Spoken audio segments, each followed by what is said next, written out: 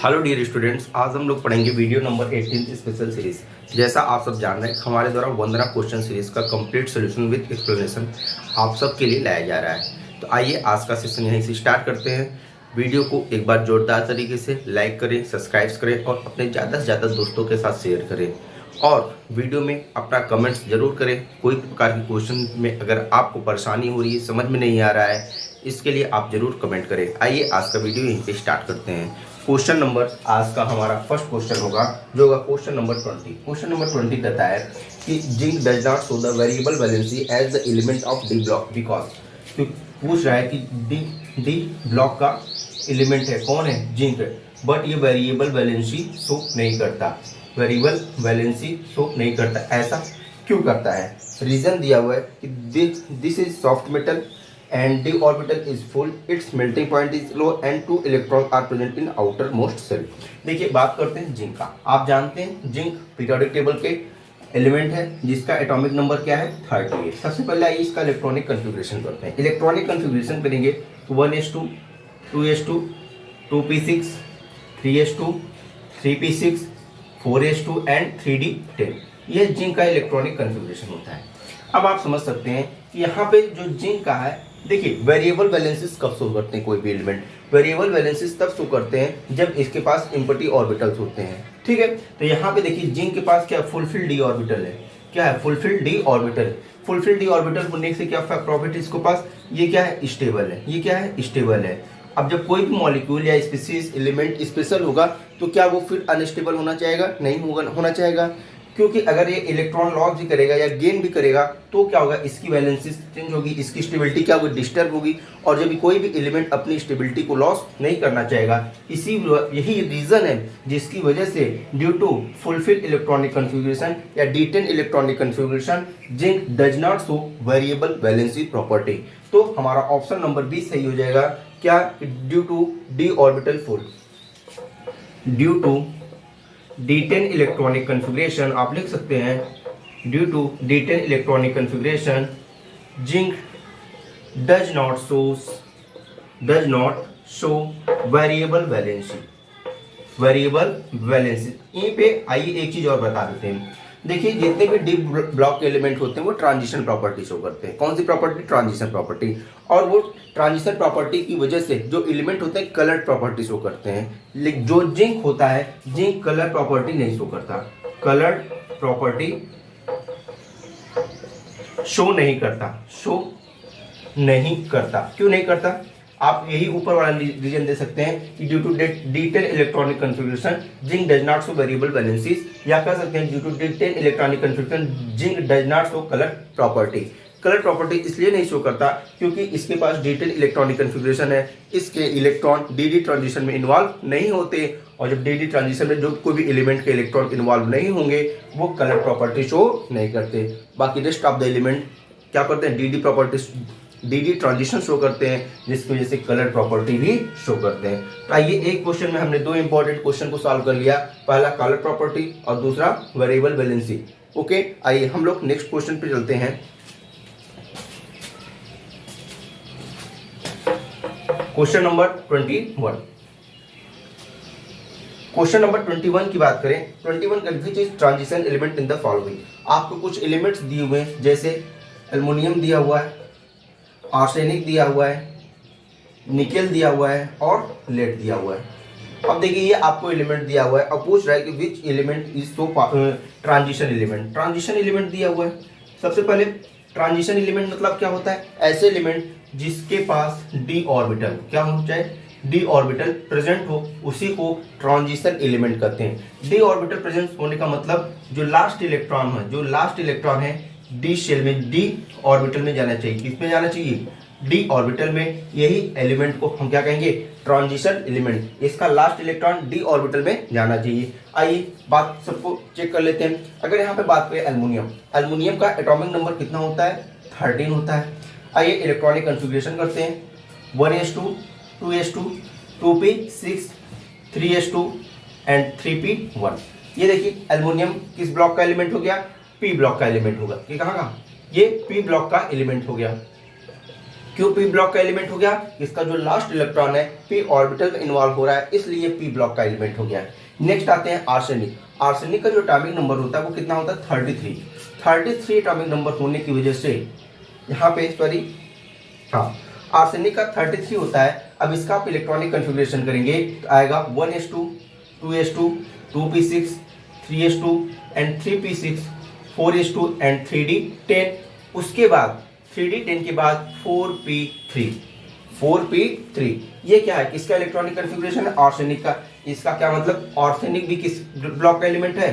P block का element है। क्यों? क्योंकि इसका भी लास्ट इलेक्ट्रॉन पी ऑर्बिटल में ही जा रहा है। ठीक है, तो आर्सेनिक किस ब्लॉक का एलिमेंट हो गया? पी ब्लॉक का एलिमेंट हो गया। नेक्स्ट बात करते हैं निकेल। निकेल का जो एटॉमिक नंबर होता है वो 28 होता है।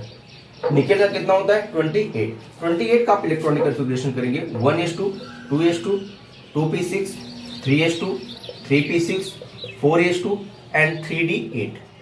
ये देखिए 3d8 ये किसका हो गया?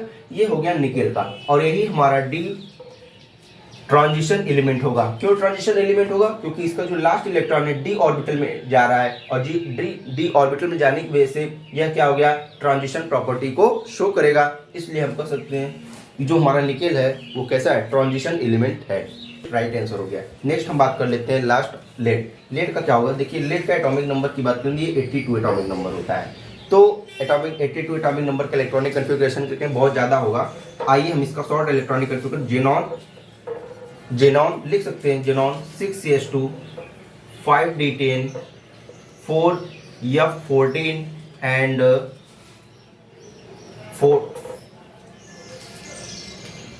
4f14, 5d10 and 6p2। ये देखिए ये भी electronic configuration of xenon. Xenon का ये इलेक्ट्रॉनिक कन्फिग्रेशन है। अब देखिए आप यहाँ पे देख सकते हैं कि जो जेनॉन का इलेक्ट्रॉनिक कन्फिग्रेशन किसमें लास्ट इलेक्ट्रॉन जा रहा है? पी ऑर्बिटल में। इसका मतलब ये क्या है? पी ब्लॉक का एलिमेंट है। किसका एलिमेंट है? पी ब्लॉक का एलिमेंट है। ये इलेक्ट्रॉनिक कन्फिग्रेशन ऑफ लेड हो गया। आइए हम अपने नेक्स्ट क्वेश्चन पे चलते हैं। क्वेश्चन नंबर नेक्स्ट की बात करें तो हमारा नेक्स्ट क्वेश्चन है क्वेश्चन नंबर 22 क्वेश्चन करता है the correct order of electronegativity for the element. अब देखिए इलेक्ट्रोनेगेटिविटी का ऑर्डर पूछ रहा है। किसका ऑर्डर पूछ रहा है? इलेक्ट्रोनेगेटिविटी का। और आपको एलिमेंट दिया है phosphorus, sulphur, nitrogen and oxygen. ठीक है, कभी भी किसी भी एलिमेंट का इलेक्ट्रोनेगेटिविटी ऑर्डर निकालने के लिए सबसे पहले हम उनका पीरियोडिक टेबल में उनका स्पेस क्लियर कर लेते हैं। देखिए नाइट्रोजन का एटॉमिक नंबर 7, ऑक्सीजन का 8, फास्फोरस का 15 एंड सल्फर का 16। अगर हम पीरियोडिक टेबल में एलिमेंट के अरेंजमेंट की बात करें तो नाइट्रोजन के नीचे कौन आता है? फास्फोरस आता है, एंड ऑक्सीजन के नीचे कौन आता है? सल्फर आता है। ठीक है, ये पीरियोडिक टेबल का अरेंजमेंट होता है। हाँ, अब देखिए अगर ब्लॉक की बात करें तो यहाँ पे ये आपका P3 एलिमेंट है और ये क्या आपका P4 एलिमेंट का है। ठीक है, अब देखिए P4 अगर यहाँ पे इलेक्ट्रॉनिक कन्फिग्रेशन की बात करें, सॉरी इलेक्ट्रोनेगेटिविटी की बात करें, आपको यह मालूम होना चाहिए इलेक्ट्रोनेगेटिविटी का ऑर्डर क्या है? टॉप टू बॉटम अगर हम मूव करेंगे, टॉप टू बॉटम अगर हम लोग मूव करेंगे तो जो इलेक्ट्रोनेगेटिविटी होती है वो क्या करती है? डिक्रीज करती है।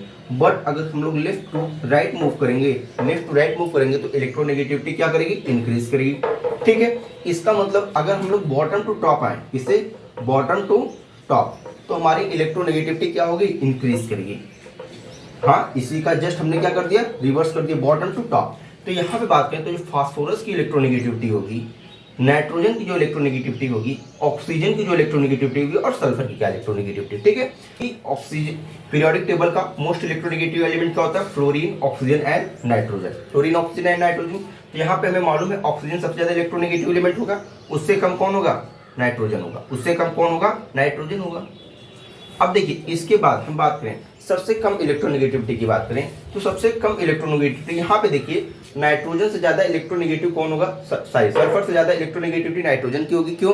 नाइट्रोजन की साइज भी छोटी होती है और इसकी इलेक्ट्रोनेगेटिविटी पावर भी क्या होती है? मैक्सिमम होती है। अब यहाँ पे नाइट्रोजन की जो इलेक्ट्रोनेगेटिविटी है सल्फर से ज्यादा होती है। नाइट्रोजन की इलेक्ट्रोनेगेटिविटी सल्फर से ज्यादा होती है। नेक्स्ट अगर हम बात करें यहाँ पे फास्फोरस एंड सल्फर में अगर हम कंपेयर करें, हम किससे लेफ्ट टू राइट जा रहे हैं, लेफ्ट टू राइट जाएंगे तो इलेक्ट्रोनेगेटिविटी बढ़ेगी। तो और सल्फर की इलेक्ट्रोनेगेटिविटी किससे ज्यादा है? फास्फोरस से ज्यादा है। आइए यहाँ पे देखिए, अब आइए इसको अरेंज कर दें तो नाइट्रोजन से ज्यादा इलेक्ट्रोनेगेटिविटी कौन है? नाइट्रोजन से कम कौन है? सल्फर। और सल्फर से कौन कम है? फास्फोरस। अब मेरा ऑर्डर क्या हो जाएगा, ऑक्सीजन सबसे ज्यादा electronegative, then nitrogen, then sulphur and then phosphorus. ये क्या हो गया हमारा डिक्रीजिंग ऑर्डर ऑफ इलेक्ट्रोनेगेटिविटी। अब देखिए अगर इंक्रीजिंग ऑर्डर में करना हो आप कर सकते हैं फास्फोरस से ज्यादा इलेक्ट्रोनेगेटिविटी, सल्फर की है, सल्फर से ज्यादा नाइट्रोजन, सबसे ज्यादा किसकी है, ऑक्सीजन की होगी। ये इंक्रीजिंग ऑर्डर ऑफ इलेक्ट्रोनेगेटिविटी होती है। आइए हम अपने ऑप्शन से चलते हैं। ऑप्शन क्या करें, phosphorus, sulphur, nitrogen then oxygen. Option number A हमारा क्या है, राइट आंसर हो गया। ये हमारा आंसर नंबर राइट हो गया। आइए हम अपने नेक्स्ट क्वेश्चन पे चलते हैं। नेक्स्ट क्वेश्चन क्या कर रहा है, the right order of ionization potential of lithium, beryllium, boron and carbon. ये देखिए इसमें आपसे आईपी पूछ रहा है, क्या पूछ रहा है, आयनाइजेशन पोटेंशियल का ऑर्डर पूछ रहा है। ठीक है, हमने आपको बताया चाहे आयनाइजेशन पोटेंशियल पूछे चाहे आपसे आयनाइजेशन एनर्जी पूछे, दोनों का मतलब क्या होता है, एक ही होता है। आइए सबसे पहले हम इसका एटॉमिक नंबर लिखते हैं। एटॉमिक नंबर की बात करें, लिथियम 3, 4, 5 एंड 6। इलेक्ट्रॉनिक कन्फिग्रेशन लिखते हैं, लिथियम का क्या होगा 1s2 एंड 2s1, यही होगा। इसका क्या होगा 1s2, 2s2,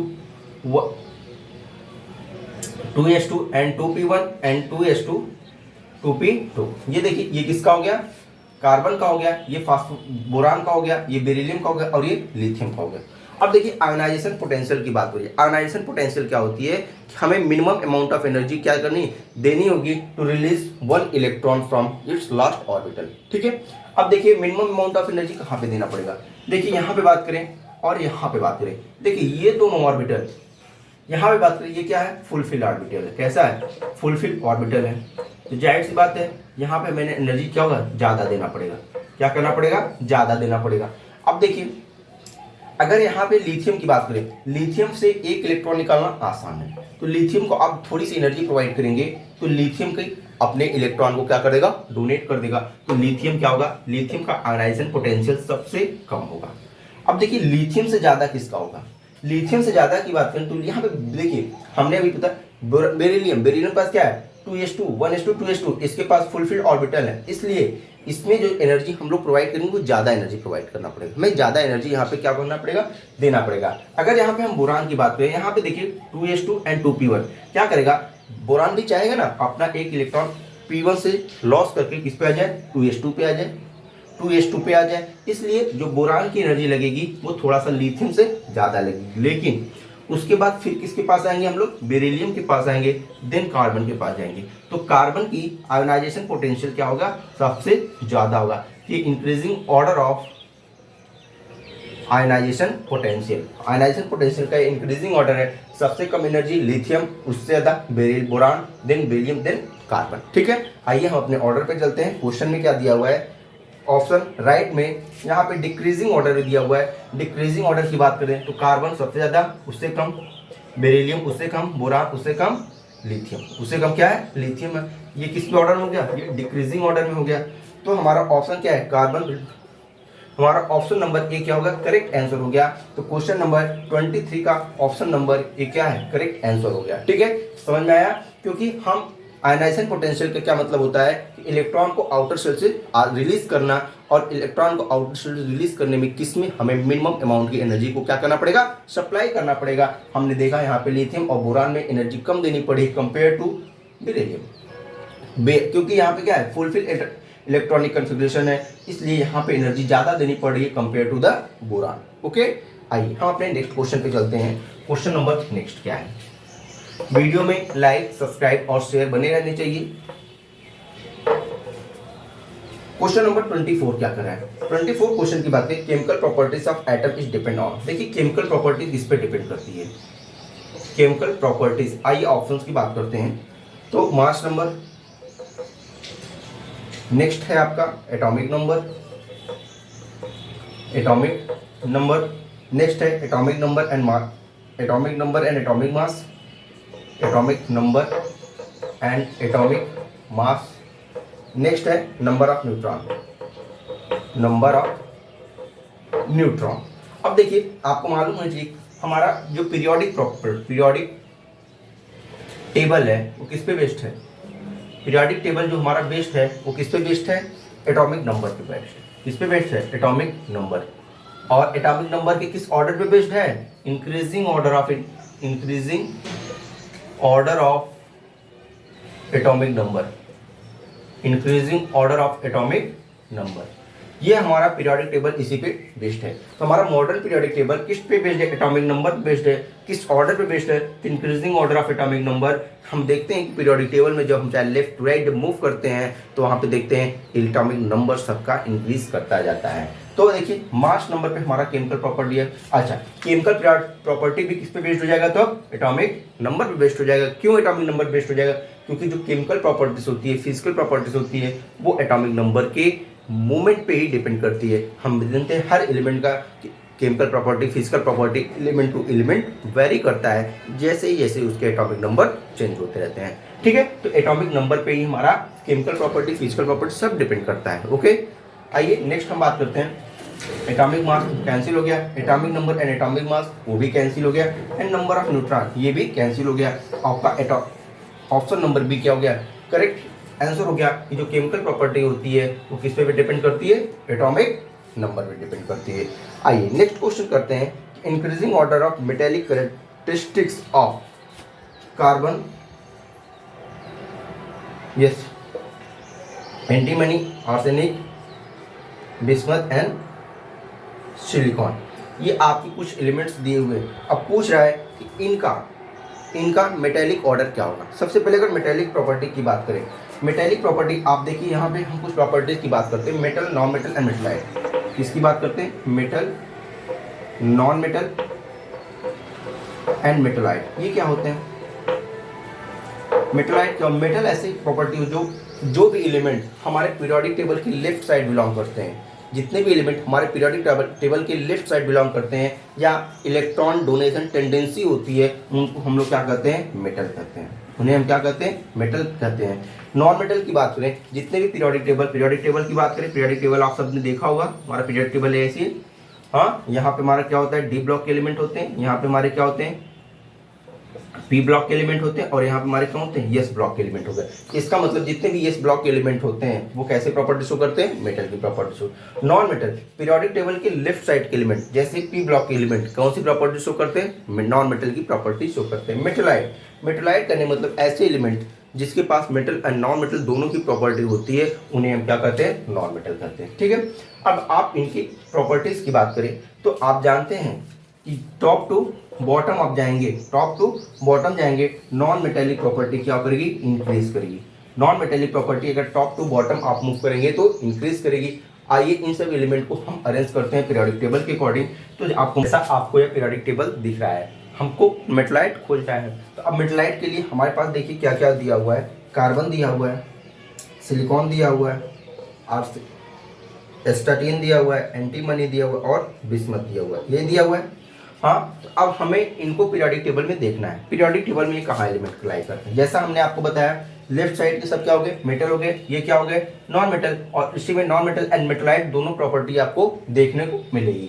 अब यहाँ पे देखिए मेटलाइट आपको सिंगल एलिमेंट किसी किसी ग्रुप में किसी किसी पीरियड में आपको देखने को मिलेंगे। जैसे हमारा फर्स्ट क्या है, कार्बन। ये देखिए कार्बन यहाँ पे हमको मिल गया, ये क्या है हमारा P2 हो गया, ये P3 है, ये हमारा P4 है, ये हमारा P5 है और ये हमारा P6 है और ये हमारा क्या है P1 है। ठीक है, अब देखिए कार्बन किसमें मिला हमको, P2 में मिल गया। सिलिकॉन किसमें मिला हमको, P2 मिल गया। AS आर्सेनिक किसमें मिला हमको, P3 में मिला। SB एंटीमनी हमको किसमें मिला, P3 में मिला। And bismuth P3। ये जो एलिमेंट हैं ये आपके कौन से एलिमेंट हैं, ये आपके मेटलाइट एलिमेंट हैं। ये कौन है, आपके मेटलाइट्स हैं। ठीक है, तो आप देखिए हमने आपको general periodic table, complete periodic table तो नहीं, लेकिन एक पीरियोडिक टेबल का शॉर्ट फॉर्म आपको दिखाने का कोशिश किया है।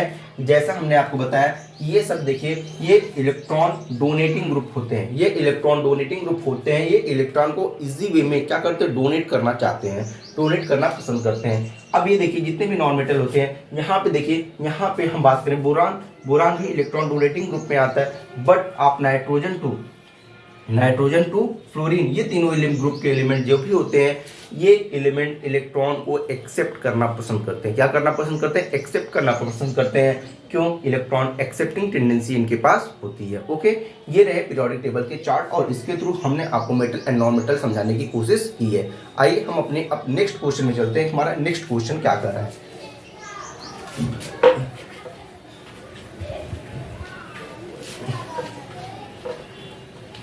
देखिए, अगर यहाँ पे हम बात करें क्वेश्चन नंबर नेक्स्ट आपका, in which of the following element have maximum first ionization energy. देखिए यहाँ पे मैक्सिमम फर्स्ट आयोनाइजेशन एनर्जी, जैसे हमने आपको बताया ionization potential and ionization energy same होता है।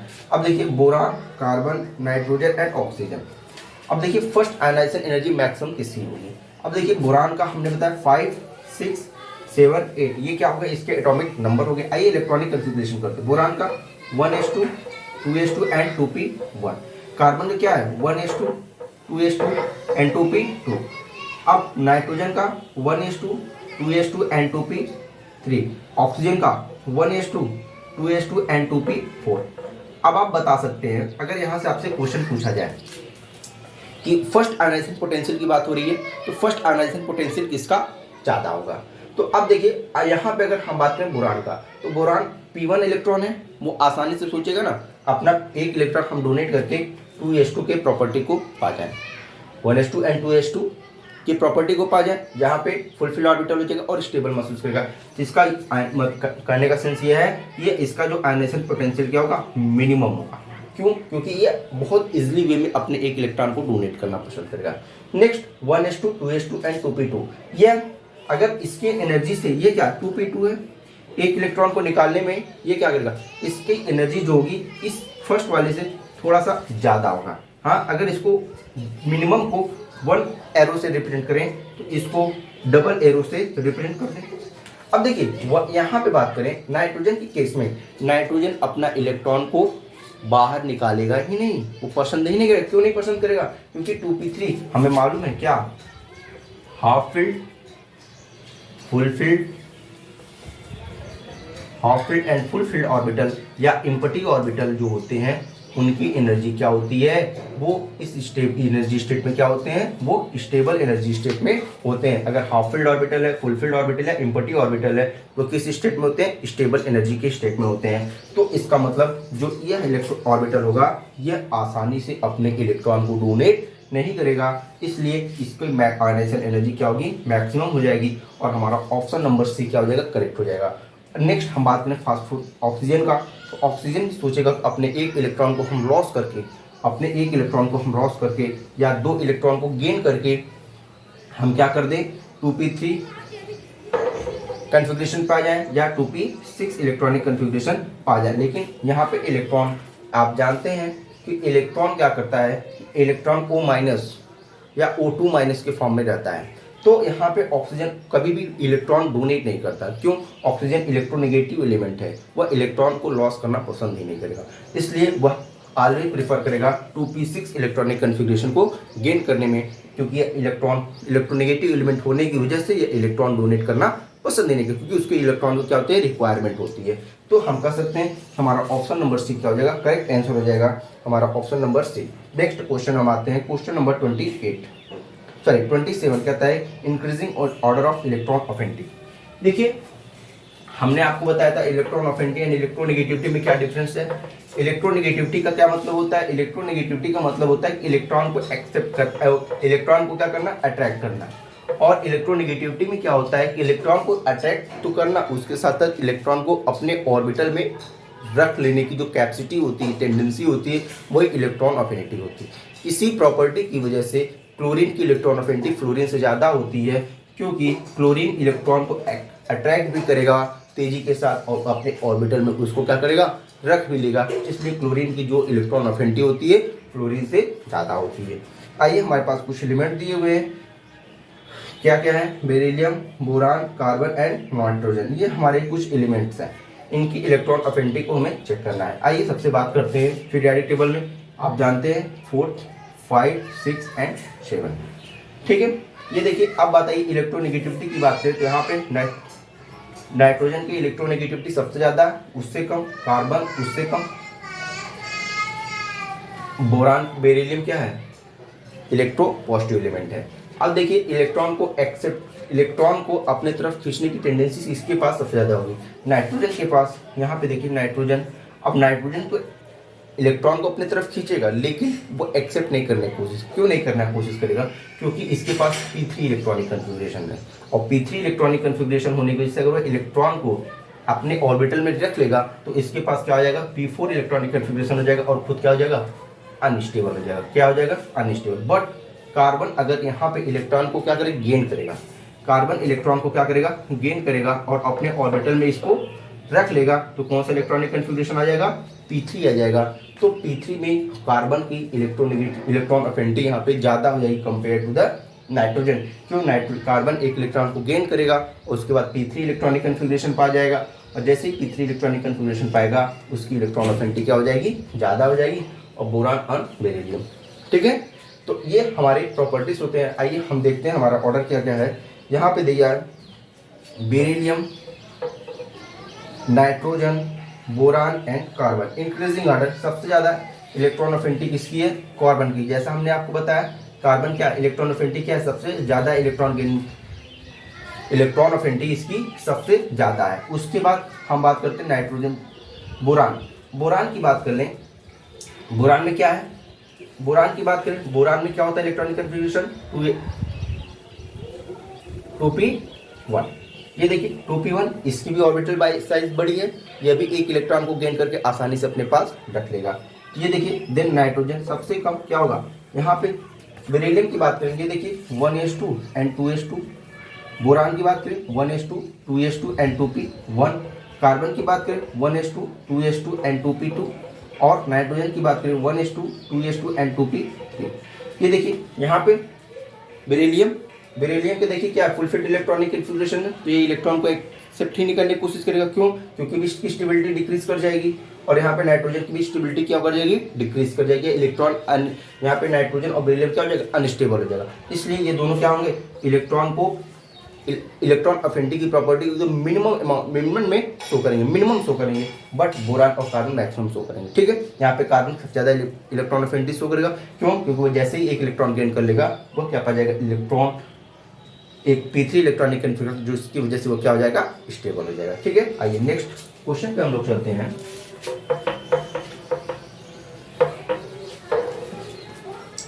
क्वेश्चन हमारा आज का लास्ट क्वेश्चन होगा 29 क्वेश्चन का है, the electronic configuration of element in this group, किस ग्रुप का एलिमेंट होगा। आप देख लीजिए, डायरेक्ट बताइए 1s2 2s2 2p6 3s2 and 3p4। अब ये देख लीजिए, आप डायरेक्ट बता दीजिए भैया ये किस ब्लॉक का है, पी ब्लॉक में इसका इलेक्ट्रॉन जा रहा है, जिसका मतलब ये पी ब्लॉक का एलिमेंट है। बट यहाँ पे एलिमेंट हमें पूछ रहा है कि एटॉमिक नंबर आप काउंट कर लीजिए, 2 4 6 4 10 10 2 12 एंड 12 4 16।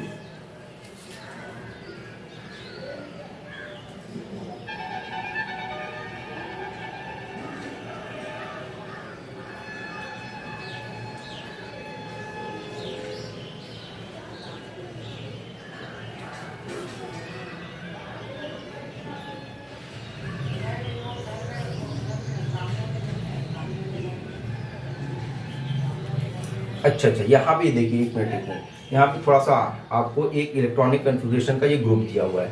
ठीक है, अब आपके पास कुछ एलिमेंट्स दिए हुए, जैसे अगर आपके पास 30 34 24 एंड 36, ये आपके कुछ एटॉमिक नंबर दिए हुए हैं। इसमें पूछ रहा है कि कौन सा एटॉमिक नंबर इस ग्रुप से बिलोंग करेगा। ठीक है, आइए 30 के लिए आप मालूम है क्या होता है, ये जिंक का एटॉमिक नंबर होता है, और ये क्या होता है 3d10 इलेक्ट्रॉनिक कन्फिग्रेशन शो करता है। कैसा शो करता है, 3d10।